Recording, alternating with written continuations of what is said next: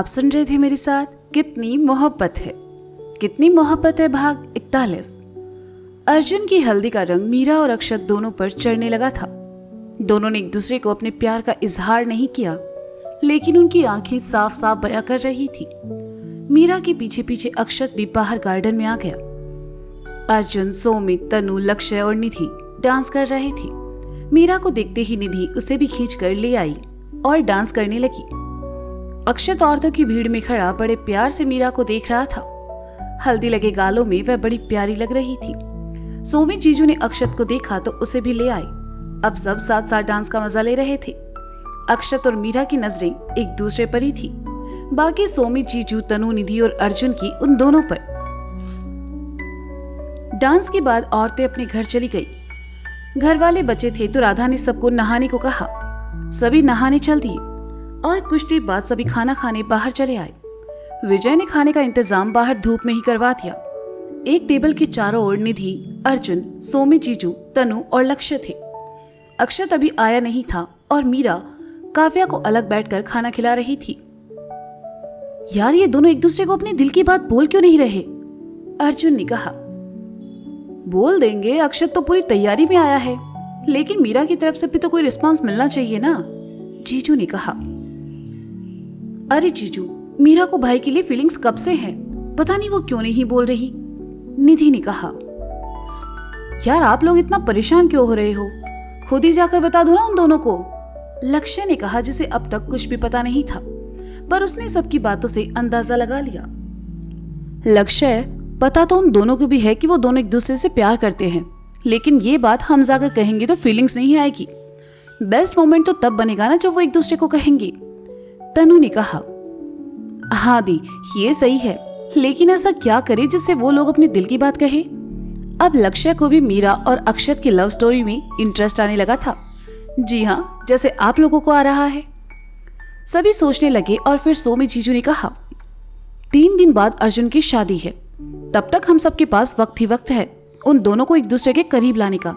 समझ रहे हो ना सब मेरे कहने का मतलब मेहंदी, संगीत और शादी के माहौल में उनको इतना करीब लाना है कि दोनों एक्सेप्ट कर ले कि वे प्यार में हैं। कैसा लगा आइडिया? आइडिया तो अच्छा है, लेकिन ये काम करेगा क्या सोमित? तनु ने कहा। बिल्कुल करेगा यार, हम किस लिए हैं, क्यों अर्जुन? जीजू ने अर्जुन की ओर देखकर कहा। तो अर्जुन ने कहा, हाँ, और फिर बैचलर पार्टी तो है भी, वहां दोनों को मिलना ही है, अर्जुन ने कहा। अभी सभी अक्षत और मीरा को मिलाने का प्लान बना ही रहे थे कि अक्षत वहां आया और निधि की बगल में बैठते हुए कहा, क्या डिस्कशन चल रहा है? आपको और मीरा को मिलाने का, अचानक लक्ष्य के मुंह से निकला। क्या? अक्षत ने हैरानी से कहा। अरे आशु, इसका मतलब है डांस। शादी में तेरा और मीरा का साथ में सोलो परफॉर्मेंस। अर्जुन ने कहा और बात संभाल ली। निधि ने लक्ष्य को मुक्का जड़ दिया। अक्षत ने अर्जुन को हैरानी से देखा और कहा, मेरे साथ क्यों? साले साहब, कमाल करते हो यार। अब आप ही बताओ, हम में से मीरा के साथ कोई डांस कर पाएगा? मतलब अर्जुन तो नीता के साथ होगा, मैं इस उम्र में उसके साथ डांस नहीं कर पाऊंगा, तो कोई तो होना चाहिए ना। मैं कर लूंगा, लक्ष्य ने फिर गलत समय पर कहा। इस बार तो निधि ने उसे अच्छा वाला मुक्का जड़ दिया और फुसफुसाते हुए कहा, तू क्या यहाँ हमारा प्लान खराब करने बैठा है? चुप करके बैठ। आशु, लड़की वालों की इस बार तगड़ी प्रैक्टिस है, नीता ने बताया मुझे।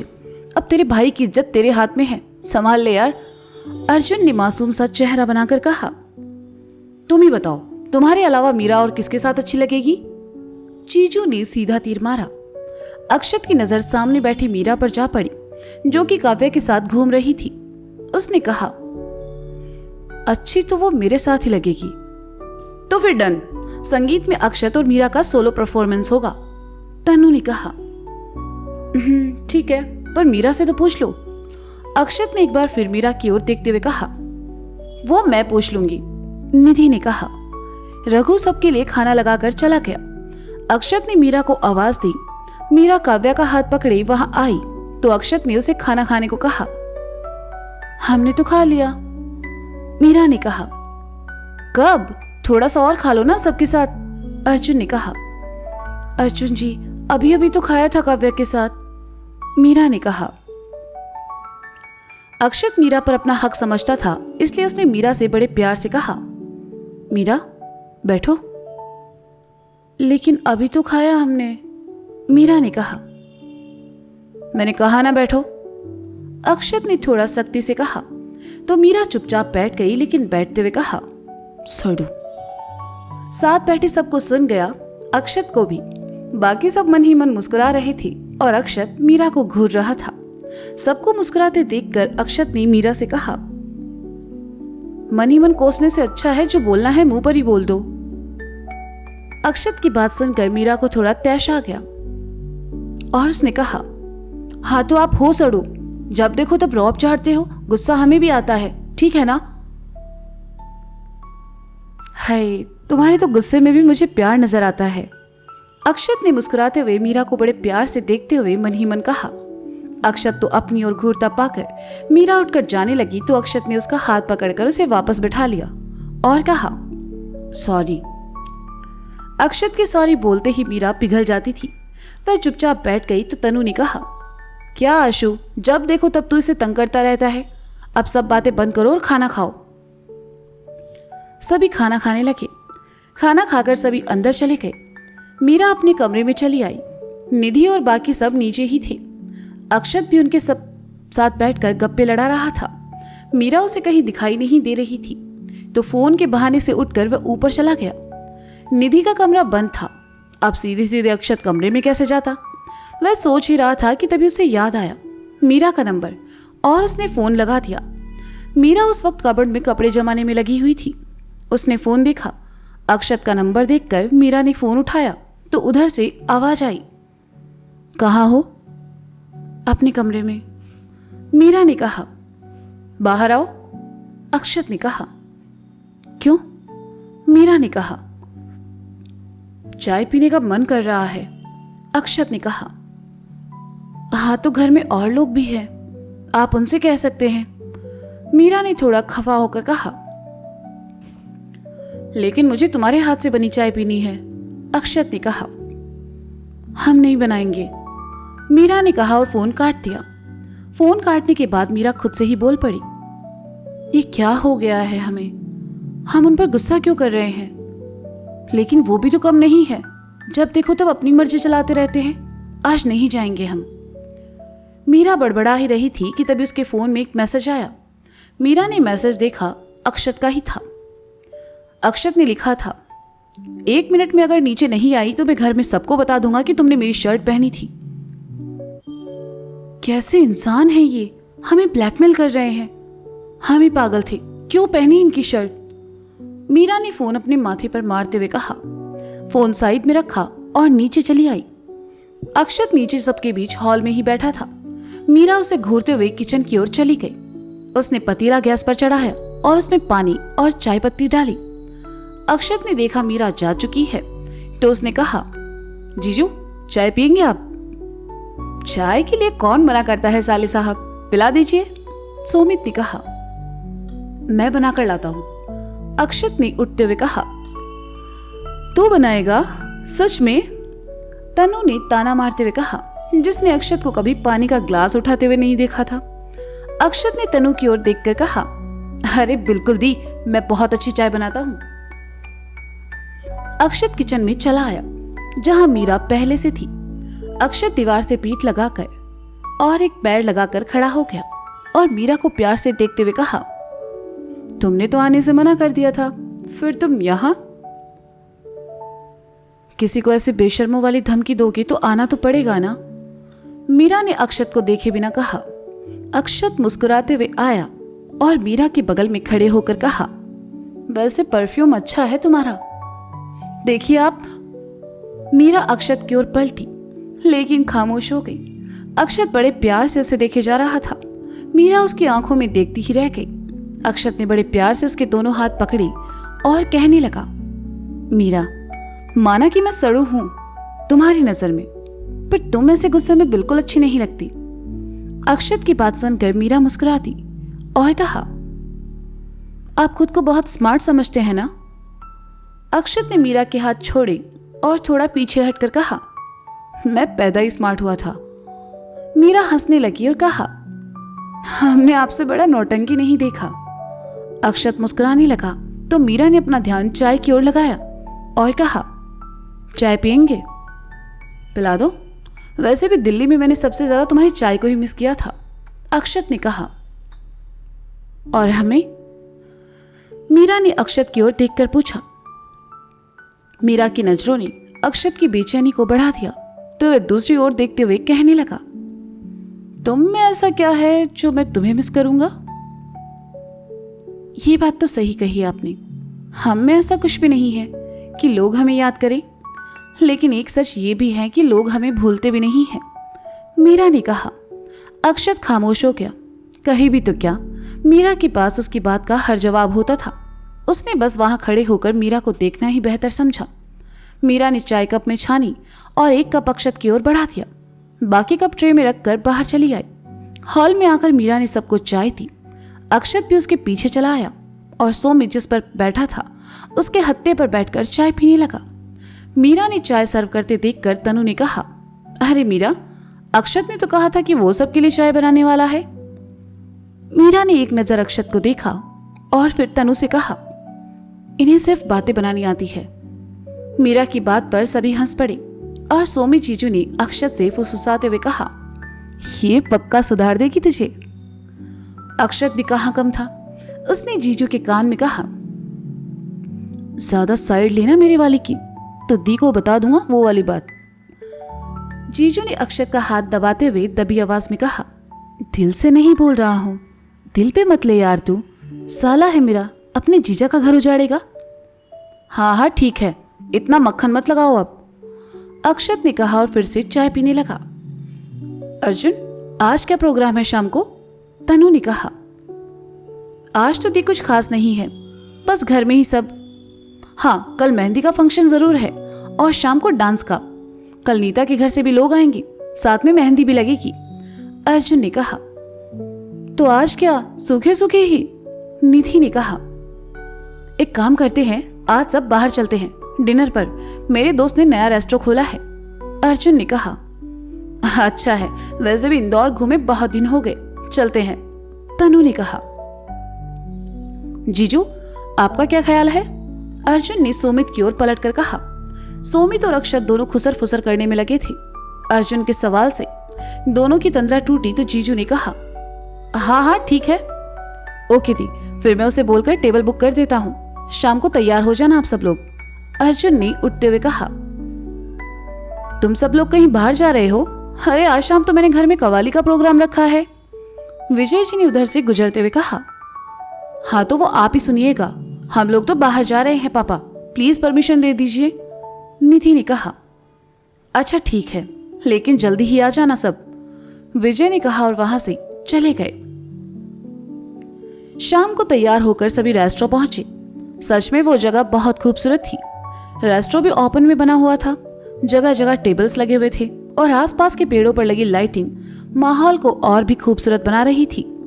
अर्जुन ने 3 टेबल बुक किए थे, एक अपने और नीता के लिए, दूसरी सोमी, जीजू, तनु दी, निधि और लक्ष्य के लिए और तीसरी अक्षत, मीरा के लिए। अर्जुन चाहता था दोनों साथ बैठे और वक्त बिताएं। अर्जुन का दोस्त आकर सबसे मिला, उसे किसी काम से निकलना था, इसलिए उसने अपने मैनेजर से अर्जुन और उसकी फैमिली का खास ख्याल रखने को कहा। सभी खाना खा रहे थे। नीता अपनी कजिन के साथ घर पर झूठ बोलकर आई थी, क्योंकि शादी से पहले उसका घर से निकलना बंद हो चुका था, पर अर्जुन के साथ उसे कुछ स्पेशल मोमेंट बिताने थे। एक दूसरे का हाथ थामे दोनों खाना खा रहे थे। निधि, जीजू, तनु बातें करते हुए खा रहे थे। बीच बीच में प्यार जताने के लिए सौमित तनु को कभी कभी खुद खिला रहा था। अब तीसरी टेबल पर आमने सामने अक्षत और मीरा थी, लेकिन खामोश। अक्षत बस मीरा को देखे जा रहा था और मीरा उससे नजरें चुरा रही थी।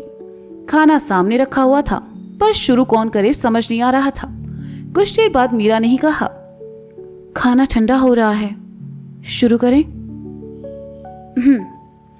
कहते हुए अक्षत ने एक निवाला तोड़कर मीरा की ओर बढ़ाया, लेकिन इससे बेखबर मीरा खुद से ही खा रही थी।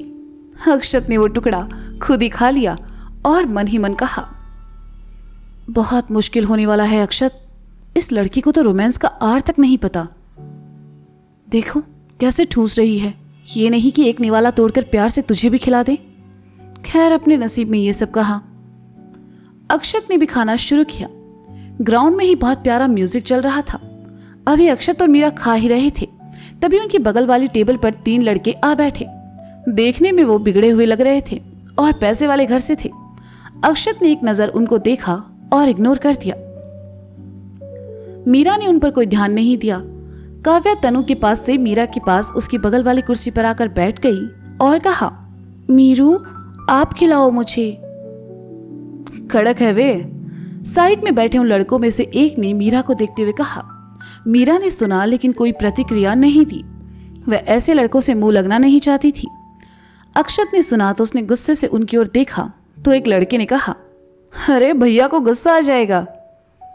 अक्षत ने गुस्से से मुट्ठी भींच ली, लेकिन मीरा के मासूम चेहरे की ओर देखकर खामोश रहा। इस वक्त वो कोई तमाशा नहीं चाहता था। मीरा ने छोटा निवाला तोड़कर काव्या को खिलाया तो लड़कों में से एक ने फिर कमेंट किया, हाय कोई इतने प्यार से हमें भी खिला दो। अक्षत उठने को हुआ तो मीरा ने उसके हाथ पर अपना हाथ रखकर ना में गर्दन हिला दी। अक्षत एक बार फिर मीरा के लिए रुक गया, पर अंदर ही अंदर वह गुस्से से उबल रहा था। अक्षत की एक ही कमजोरी थी और वो था उसका गुस्सा, लेकिन मीरा के लिए उसने उसे भी रोक रखा था। लेकिन इस बार लड़कों ने हद कर दी और उनमें से एक गाने लगा, मैं जोरू का गुलाम अरे बन के रहूंगा। अक्षत से ये बिल्कुल बर्दाश्त नहीं हुआ। उसने मीरा का हाथ साइड में झटका, अपनी सीट से उठा और लड़कों की तरफ आकर गाना गाने वाले लड़के को उठाकर एक घुसा दे मारा। उसके बाद क्या, अक्षत तीनों लड़कों से उलझ पड़ा और उनकी पिटाई कर दी। जीजू और अर्जुन ने देखा तो दोनों भाग कर आए। उन्हें अलग किया तब तक अक्षत को भी 2-3 घूंसे पड़ चुके थे। उसके मुंह के साइड से खून आ रहा था, बाल बिखरे हुए, शर्ट के ऊपर के 2 बटन टूट चुके थे और इस वक्त अक्षत बिल्कुल आवारा लग रहा था। अर्जुन और लक्ष्य ने उन लड़कों को साइड किया और सोमित ने अक्षत को संभाला। वह अभी भी गुस्से में था और लड़के को धमका रहा था। जीजू से किसी तरह वहां से साइड में लेकर आए। अर्जुन ने लड़कों को समझाया और वहां से जाने को कहा। यह सब देखकर मीरा काफी डर चुकी थी और उसका डर उसकी आंखों से साफ झलक रहा था। तनु का हाथ उसने इतना कसकर पकड़ा हुआ था कि तनु भी उसका डर महसूस कर रही थी। उसने दूसरी बार अक्षत का गुस्सा देखा था। अर्जुन ने नीता से सॉरी कहा और लक्ष्य को उसे घर तक छोड़कर आने को कहा। नीता लक्ष्य और अपनी कजन के साथ वहां से चली गई।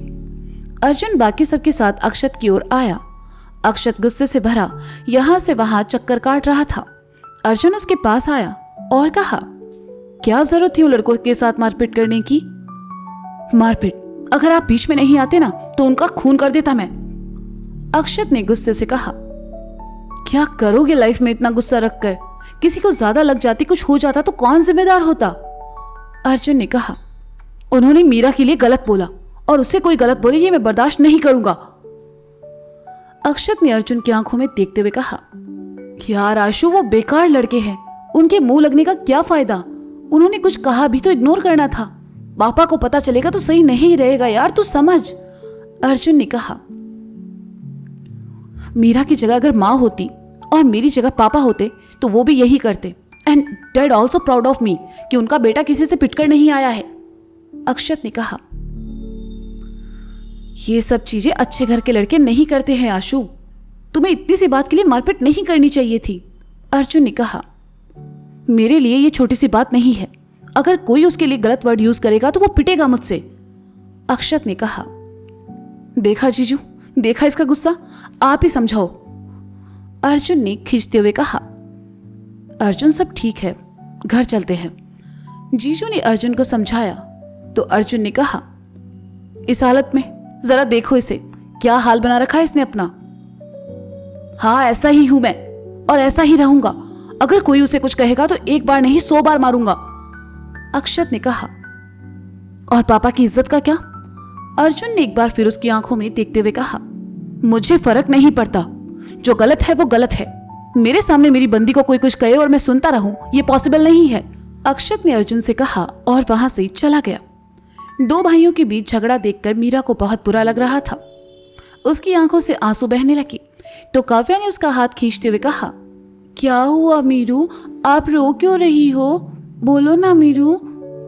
अर्जुन ने सुना तो मीरा के पास आया और उसके आंसू पोंछते हुए कहा, मीरा सब ठीक है, गुस्सा ज्यादा है ना उसमें, इसलिए ये सब। तुम परेशान मत हो, हम सभी घर चलते हैं। लेकिन उनको चोट लगी है, मीरा ने रोते हुए कहा। हाँ, वही थी जिसने अक्षत की चोट देखी थी, बाकी सब तो उसे गलत समझ रहे थे। जीजू मीरा के पास आए और प्यार से उसके सर पर हाथ रखकर कहा, कितनी पागल लड़की हो ना तुम, मतलब इतना सब हुआ और तुम्हें सिर्फ उसकी चोट दिख रही है, पगली। जीजू मैं बिल पे करके आता हूं, आप गाड़ी निकालिए। पापा ने उसको देखा तो बहुत गुस्सा होंगे। अर्जुन ने गाड़ी की चाबी सोमित को देकर कहा और खुद वहां से चला गया। सोमित ने गाड़ी निकाली, तनु, निधि और मीरा पीछे बैठ गई। अर्जुन आकर जीजू की बगल में बैठ गया, काव्या भी आकर उसकी गोद में बैठ गई। सोमित ने गाड़ी घर की ओर मोड़ दी। रास्ते भर खामोशी थी।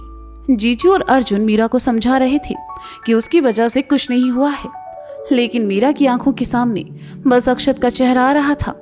सभी घर पहुंचे और नॉर्मल बिहेव करने की कोशिश कर रहे थे। सभी चुपचाप इधर उधर हो गए, लेकिन किसी ने ध्यान नहीं दिया कि अक्षत वहां है या नहीं। लेकिन मीरा परेशान थी। वह जैसे ही ऊपर आई, उसकी नजर बालकनी के पास सोफे पर बैठे अक्षत पर गई। अक्षत को वहां देखकर मीरा को थोड़ी तसल्ली हुई। वह अक्षत के पास आई। उसने देखा अक्षत के हाथ पर चोट लगी थी और गिरने की वजह से शायद वहां से छिल गया था। अक्षत उस पर डेटॉल लगा रहा था और मीरा ने देखा तो घुटनों की बल सामने बैठ गई और उसके हाथ से रुई और डेटॉल लेकर खुद लगाने लगी। जलन और दर्द की वजह से अक्षत की सिसकियां निकल रही थी। उसे दर्द में देखकर मीरा की आंखों में आई और उसने कहा, देखा कितनी चोट लगी है, कितना दर्द हो रहा होगा आपको। अरे नहीं, ये तो पाइप से चढ़कर आया ना, तो उस वजह से लग गई, अक्षत ने कहा। पाइप चढ़कर क्यों? मीरा ने हैरानी से कहा। पापा के सामने इस हालत में आता तो और मार पड़ती, इसलिए पाइप से चढ़कर आया, अक्षत ने मासूम सा चेहरा बनाकर कहा। अक्षत की बात सुनकर मीरा आंसुओं से भरी आंखों के साथ भी मुस्कुरा उठी और कहा, क्यों करते हो आप ऐसा? इतना गुस्सा लेकर कैसे जी पाएंगे आप?